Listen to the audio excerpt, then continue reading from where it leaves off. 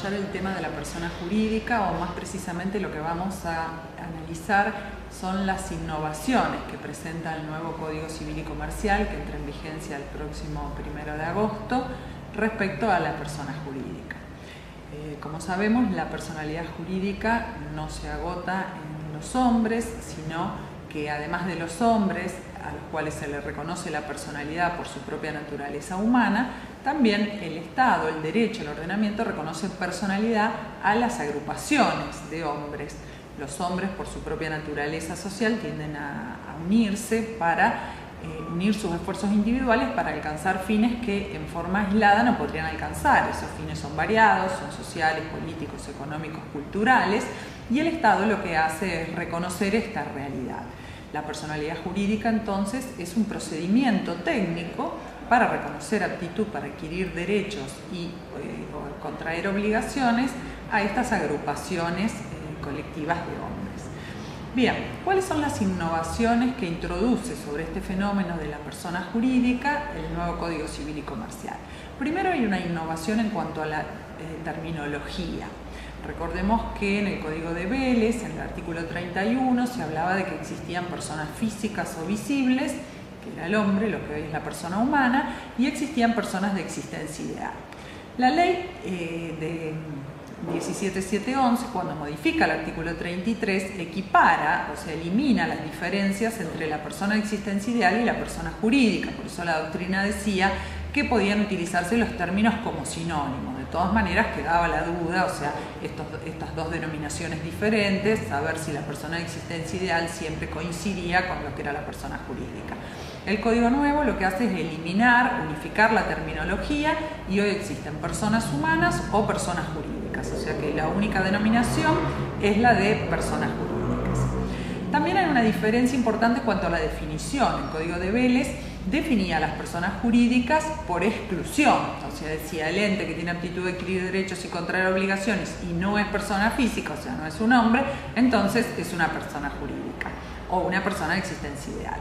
El Código Nuevo, en el artículo 141, no las define por exclusión, sino que las define en sentido positivo, y dice que persona jurídica es todo ente que tiene aptitud para contraer obligaciones, para adquirir derechos, para cumplir con su objeto y los fines de su creación. En cuanto a la metodología, también encontramos diferencias, porque este código tiene una parte general, o sea, el libro primero lo dedica a la parte general. Dentro de ese libro primero, el título 1 lo dedica a las personas humanas y el título 2 a las personas jurídicas. Una vez que en este título 2 del libro primero se ha definido a las personas jurídicas, en el artículo 142 el código nos dice cuándo comienza la existencia, y nos dice, que era otro de los problemas que teníamos en el código anterior, ¿no? Saber cuándo comenzaba la existencia, si la autorización tenía efectos retroactivos o no. Bueno, este código dice, la existencia de la persona jurídica comienza con su constitución. Primer principio, la existencia comienza con la Constitución. El segundo principio dice, no necesita autorización legal para funcionar, salvo que el código o la ley o una ley disponga lo contrario. Y el tercer principio es que si necesita autorización legal para funcionar, porque así lo dice el código o una ley, entonces la existencia comienza con esa autorización. Recordemos que los sistemas pueden ser tres, o sea, el sistema de autorización estatal, que es el que se reserva para las asociaciones civiles y las fundaciones, necesitan autorización legal del Estado para funcionar. Puede ser el sistema de registro, que es el que se reserva para las sociedades. Esta es otra novedad, las sociedades ya no son sociedades civiles y comerciales, como es hasta ahora en el Código de Vélez. La sociedad civil desaparece, existe solo la sociedad, regulada por la Ley General de Sociedades, que es la 19550 reformada. O sea, tampoco ya se la llama Ley de Sociedades Comerciales, sino que son sociedades a secas. La ley se llama Ley General de Sociedades, y estas sociedades deben inscribirse en un registro público. Ya no se lo denomina tampoco registro público de comercio, sino registro público. Otra novedad respecto a las sociedades es que se admite la constitución de sociedades unipersonales, que tienen que adoptar la modalidad de sociedades anónimas. Bueno, entonces tenemos autorización estatal para asociaciones y fundaciones, registro para las sociedades y también tenemos un sistema de libre constitución. Este sistema de libre constitución se reserva para las simples asociaciones que no necesitan autorización del Estado para funcionar ni se inscriben en ningún registro, lo cual no quiere decir que no tengan requisitos de formalidad porque deben ser constituidas por instrumento público o por instrumento privado con firma certificada. Lo que desaparece de este nuevo código es la posibilidad de que existan simples asociaciones irregulares, por lo menos no están legisladas, o sea, no se prevé en el código la posibilidad de que existan personas jurídicas que no hayan sido al menos constituidas con esta formalidad. Otro principio que introduce el nuevo código, después de que nos da la definición y nos explica cuándo comienza la existencia de la persona jurídica, es el principio de la diferenciación entre la persona jurídica y sus miembros, el principio de la personalidad diferenciada.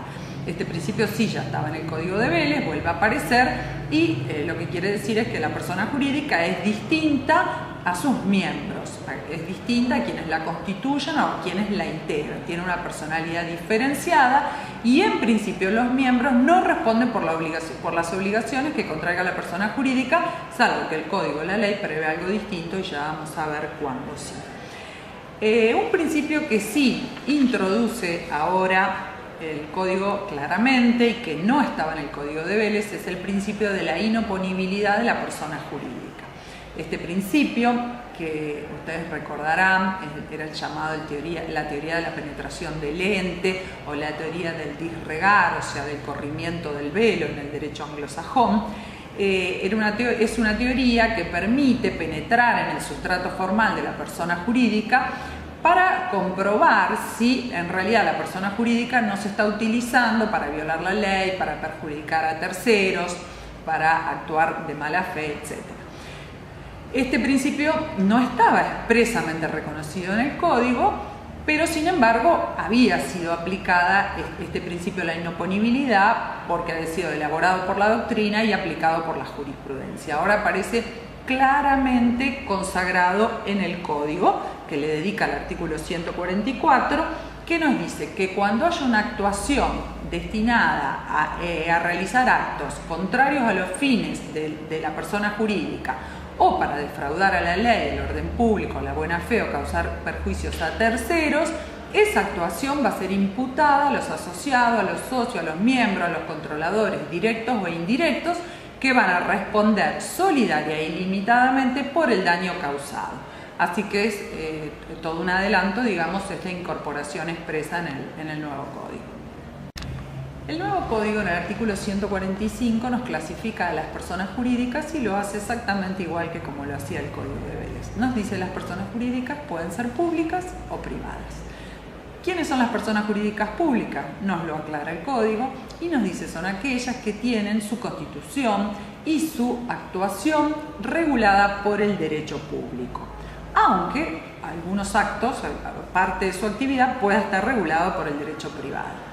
Por oposición, ¿quiénes son las personas jurídicas privadas? Las personas que tienen su actuación reglamentada por el derecho privado, aunque algunas necesitan autorización del Estado para funcionar.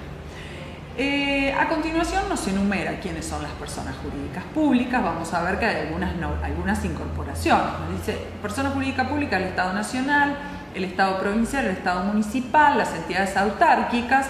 Hasta ahí era exactamente igual que el código. Incorpora la Ciudad Autónoma de Buenos Aires, bueno, porque obviamente no existía en el momento de redacción de este artículo. Y también nos dice las demás organizaciones que hayan sido constituidas por ley especial, aunque sean personas públicas no estatales. Aquí está haciendo referencia a los partidos políticos, a las asociaciones sindicales, a los colegios profesionales, entre otras.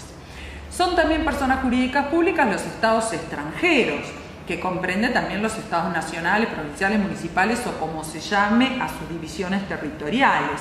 También las organizaciones del derecho internacional público, las organizaciones que el derecho público les reconozca el carácter de tal. Ahí nos estamos refiriendo, por ejemplo, a la ONU, la OEA, la Cruz Roja y tantas organizaciones más. Es persona de derecho público también la Iglesia Católica, tal cual está en el Código de Vélez.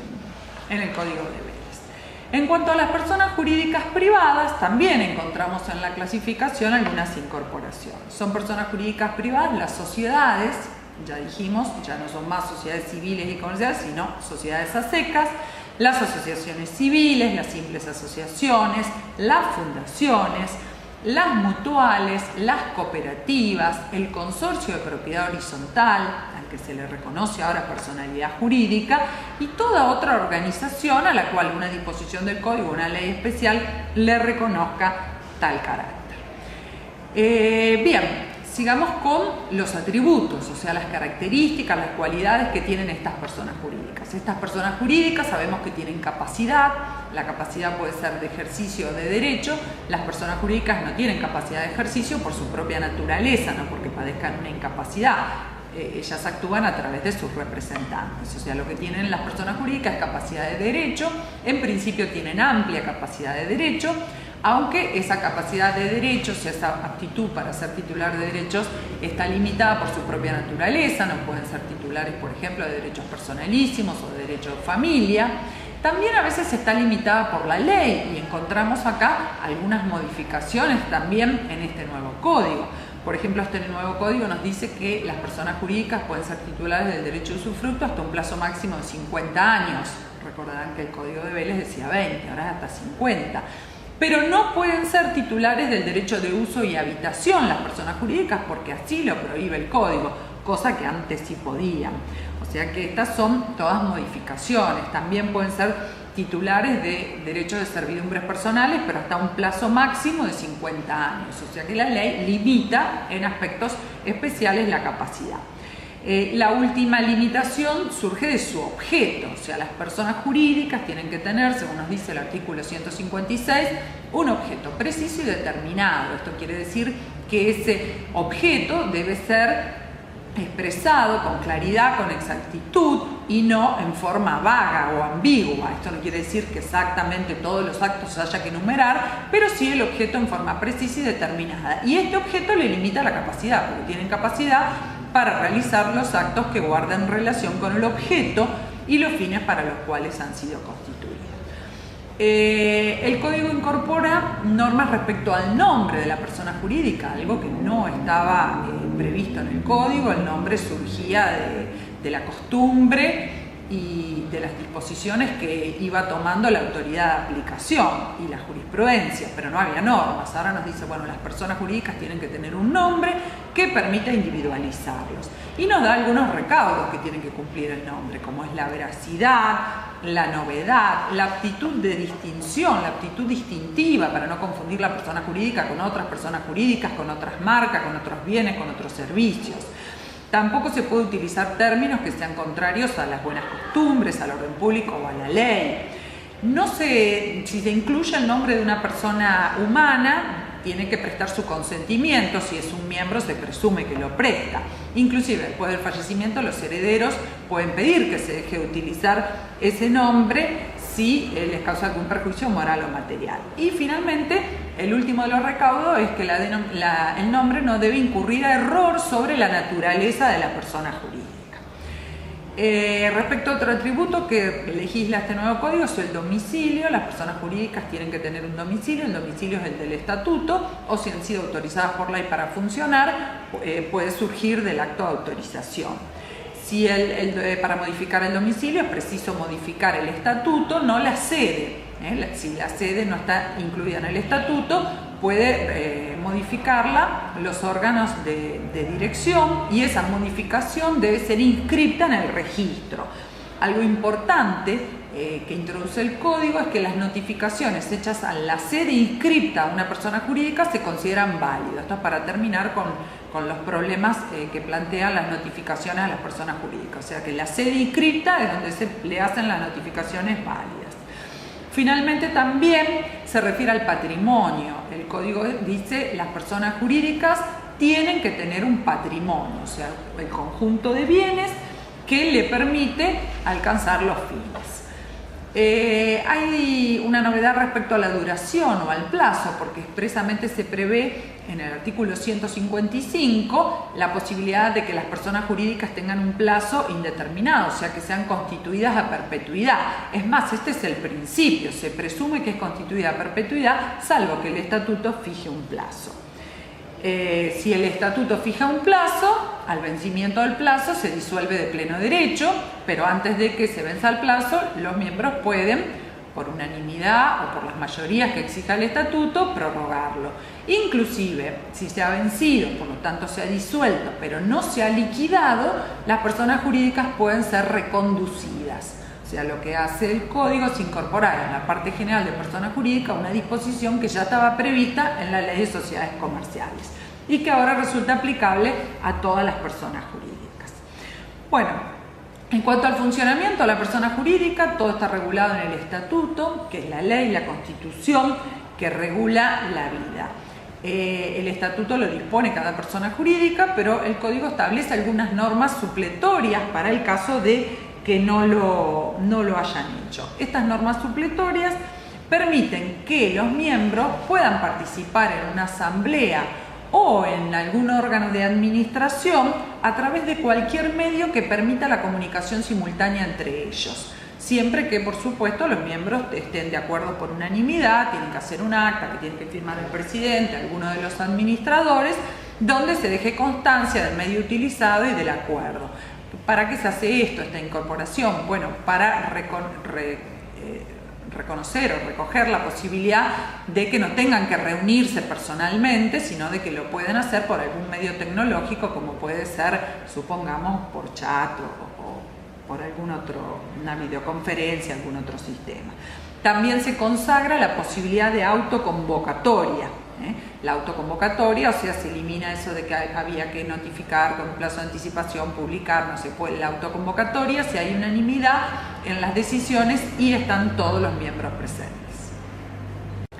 Disposiciones interesantes son también las que tienen que ver con los deberes de los administradores y con las responsabilidades que asumen. El artículo 159 del Código Civil y Comercial nos dice que los administradores tienen el deber de actuar con lealtad y diligencia en el ejercicio de su cargo. Si en determinada operación tienen un interés contrario al de la persona jurídica, están obligados a comunicarlo a los órganos, al resto de los miembros, y también están obligados a abstenerse de actuar. Inclusive deben adoptar todos los medios, todos los mecanismos tendientes a prevenir este riesgo de conflicto de intereses entre ellos como administradores y la persona jurídica a la que tienen que administrar en forma leal y diligente. En cuanto a la responsabilidad de los miembros, se incorpora una norma al artículo 160 que dice que los administradores son solidaria e ilimitadamente responsables frente a la persona jurídica, frente a los miembros y frente a terceros, cuando por su culpa en el ejercicio o con ocasión de sus funciones, ya sea por acción o por omisión, causen un daño. O sea, es una imputación de responsabilidad subjetiva, porque dice cuando por su culpa. O sea que si actuando, ejerciendo sus funciones, cometen un acto que ocasiona un daño y lo han hecho con culpa, o sea, con negligencia, con impericia, con imprudencia, van a responder en forma ilimitada y solidaria. También hay una norma muy interesante, el artículo 161, que contempla una situación especial que se puede dar en la vida de una persona jurídica, que es la del bloqueo. ¿Cuándo ocurre el bloqueo? Cuando los administradores o algún administrador impide la convocatoria de los órganos de gobierno y entonces la persona jurídica queda paralizada porque no se pueden tomar decisiones, porque no se convoca o porque no se da quórum o no se alcanzan las mayorías. Bueno, en este caso, este artículo lo que autoriza es a que el presidente o alguno de los coadministradores realice actos conservatorios. Conservatorios quiere decir actos urgentes para conservar, mantener, por ejemplo, el patrimonio de la persona jurídica. La carga es convocar una asamblea dentro de los 10 días, comunicar estos actos y bueno, esa asamblea puede conferir facultades extraordinarias al presidente o a algún coadministrador. De esta manera lo que se trata de evitar son los daños que puede producir el bloqueo en la vida de una persona jurídica.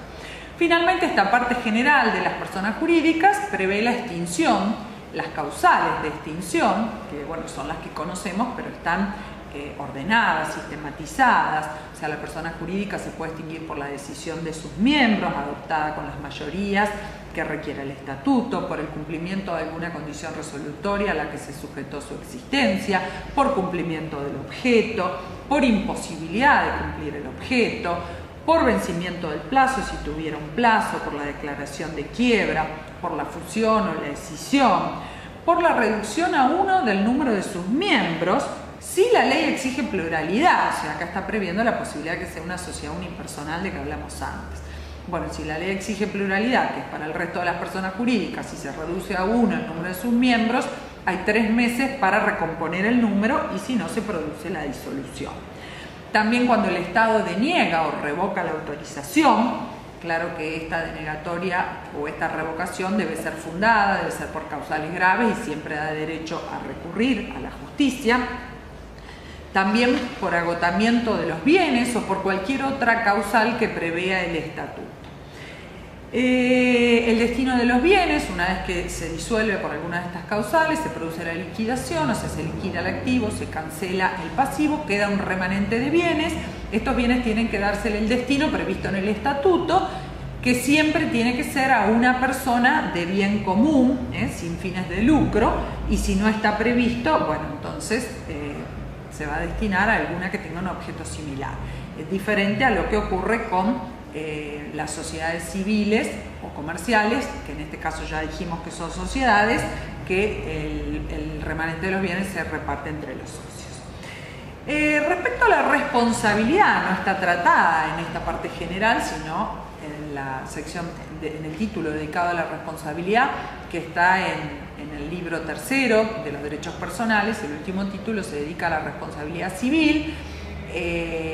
Esto no tiene que ver con el tema, pero bueno, la responsabilidad ahora ha sido unificada, ya no tenemos distintos presupuestos según sea la responsabilidad contractual o extracontractual, sino que el régimen ha sido unificado. Y luego de sentar el Código las pautas generales de responsabilidad, tiene secciones para responsabilidades especiales. En este ámbito tiene un artículo, el 1763, especial para las personas jurídicas, donde nos dice que las personas jurídicas van a responder por los daños que causen los administradores en ejercicio o con ocasión de sus funciones. O sea, repite exactamente la redacción del actual artículo 43 del Código, no de Vélez, porque esto fue incorporado por la 17711, pero del Código Civil todavía vigente y que pierde vigencia el 31 de julio. O sea que es exactamente igual. Bien. ¿Qué otra cosa regula el código en esta parte general? Trata de las asociaciones, las simples asociaciones y la fundación. Ya dijimos que el resto está en la ley de sociedades. Las asociaciones, ¿qué nos dice de las asociaciones civiles? Bueno, respecto a las asociaciones civiles es importante destacar que en el Código de Vélez prácticamente no había normas que las regularan. O sea, muy poquitas normas, muy desordenada la regulación. Por eso todo lo que hacía a la vida de las asociaciones civiles surgía de la costumbre, de la jurisprudencia o de la autoridad de aplicación. Ahora se incorpora una regulación integral de las asociaciones civiles. Lo primero que se dice es cuál es el objeto. Y dice, el objeto de las asociaciones civiles no puede ser contrario al interés general. Pero a continuación nos dice cómo se interpreta esto del interés general. Y nos dice, se interpreta lo que es el interés general dentro del respeto de las diversas identidades, creencias y tradiciones, sean culturales, religiosas, artísticas, literarias, sociales, políticas o étnicas, que no vulneren la Constitución Nacional. O sea, el lucro no puede ser perseguido como un fin principal. Esto no quiere decir que no puedan hacer actividades lucrativas para alcanzar su objeto, pero el objeto debe ser un objeto de interés general interpretado de esta forma. Bueno, las asociaciones civiles requieren autorización del Estado para funcionar, deben ser constituidas por instrumento público y estar inscritas en un registro una vez que se le otorga esta autorización estatal. Todo lo que hagan antes de esta autorización estatal funcionan como simples asociaciones y no como asociaciones civiles. Este acto constitutivo que se hace por instrumento público debe contener la identificación de los constituyentes, el nombre seguido con el aditamento de asociación civil, el objeto, el domicilio social, el plazo de actuación o si van a ser a perpetuidad, las causales de disolución, las contribuciones al patrimonio, cómo se va a administrar, cómo van a ser los miembros, si va a haber categorías, cómo ingresan, cómo renuncian, cómo se los excluye, los órganos de gobierno, el comité directivo, el funcionamiento de la asamblea, del órgano de fiscalización, cómo se va a liquidar y cuál va a ser el destino de los bienes para después de su extinción. Bueno, el código tiene algunas disposiciones del contenido mínimo que tiene que tener este estatuto, ¿no? Este estatuto tiene que prever una comisión directiva, la comisión directiva solo puede estar integrada por miembros, el estatuto no debe prohibir en forma discriminatoria la participación en los órganos, sí puede exigir una determinada antigüedad o alguna calidad profesional, pero no algo que sea discriminatorio. En principio todos los miembros podrían participar de los órganos directivos. Este comité directivo tiene que tener un presidente, un secretario y un tesorero, el resto son vocales. También el estatuto debe designar la primer comisión directiva. El estatuto no puede restringir la renuncia de los miembros, tampoco la remoción, y también prevé el código que la responsabilidad de los administradores en la gestión se extingue cuando la asamblea apruebe su gestión, salvo que en la asamblea el 10% de los miembros se hubieran opuesto. También las asociaciones tienen que tener un órgano de vigilancia, un comité fiscalizador que puede estar integrado incluso por personas no asociadas. El estatuto debe designar el primer órgano de fiscalización. No pueden ser fiscalizadores los integrantes de la comisión directiva, ni los parientes, ni los cónyuges, tampoco los que certifican los estados contables. En cuanto a los derechos y deberes de los miembros, tienen derecho a participar en las asambleas, a participar en los otros órganos, tienen derecho a renunciar, pueden ser excluidos, tienen deberes de contenido extrapatrimonial, como es la fidelidad, el comportarse correctamente. También tienen deberes patrimoniales, como es pagar la cuota o como se la denomine, la contribución. Esta calidad de asociado es importante saber que es intransmisible. En cuanto a la responsabilidad de los directivos, se aplica la norma que vimos ya en las disposiciones generales de las personas jurídicas, o sea, los integrantes de la comisión directiva van a ser solidaria y limitadamente responsables de los daños que causen por culpa en el ejercicio o con ocasión de sus funciones. Los asociados, en cambio, no responden. Los asociados no responden ni en forma directa ni en forma subsidiaria, salvo con los aportes, las contribuciones o las cuotas a las que se hubieran comprometido.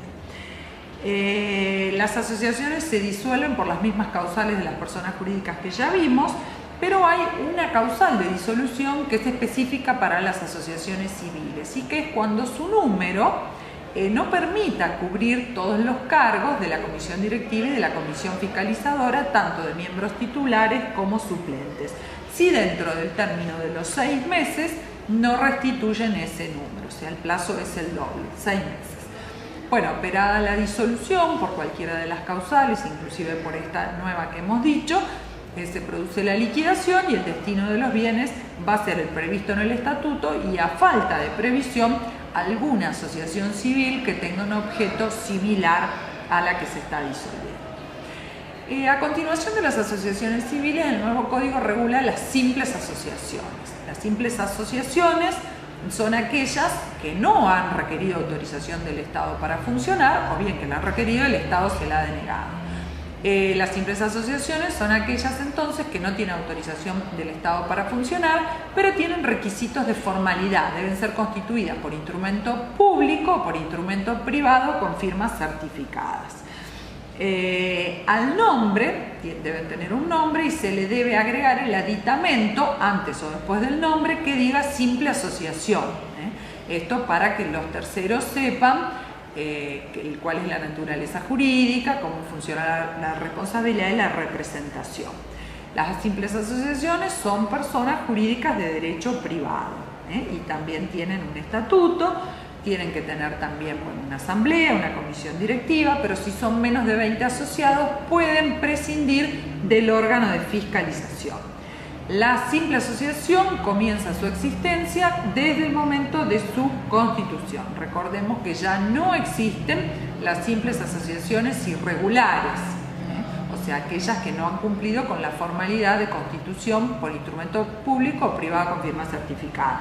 Al menos, digamos, que no existen en el código, no existen reguladas. ¿Cómo funciona la responsabilidad de los administradores?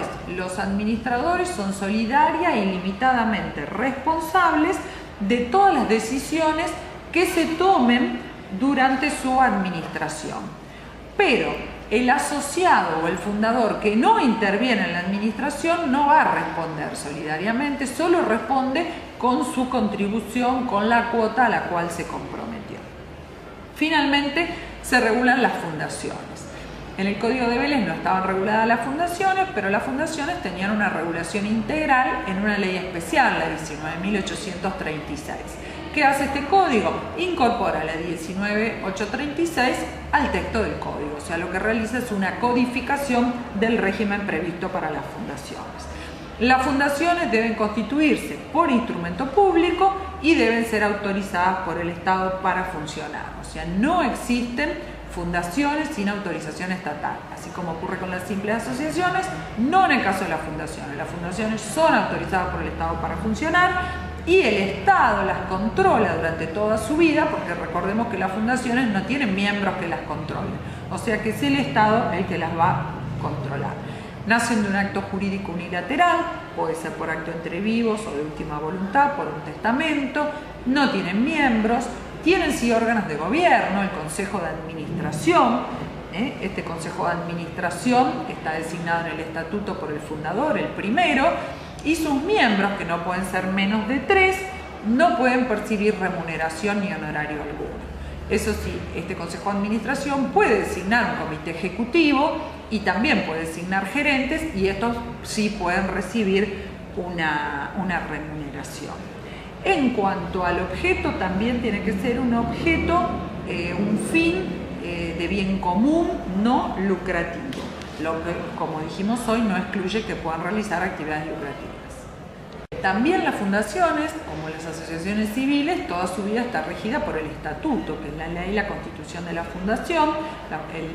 El estatuto lo redacta el fundador y en él debe contener como mínimo los datos del o de los fundadores, el nombre y domicilio que va a tener la fundación, la designación del objeto preciso y determinado, el patrimonio inicial, los recursos, el plazo de duración. Debe organizar los órganos de gobierno, o sea, el Consejo de Administración, todas las cláusulas que tengan que ver con el funcionamiento de este Consejo de Administración, el procedimiento para la reforma del estatuto, la fecha de cierre del ejercicio, las cláusulas de disolución, la liquidación, el destino de los bienes, y deben incluir algo muy importante que ya estaba en la ley, ¿no?, que es el plan trienal de acción. O sea, lo que se propone hacer durante los siguientes 3 años. Este plan trienal hay que presentarlo periódicamente.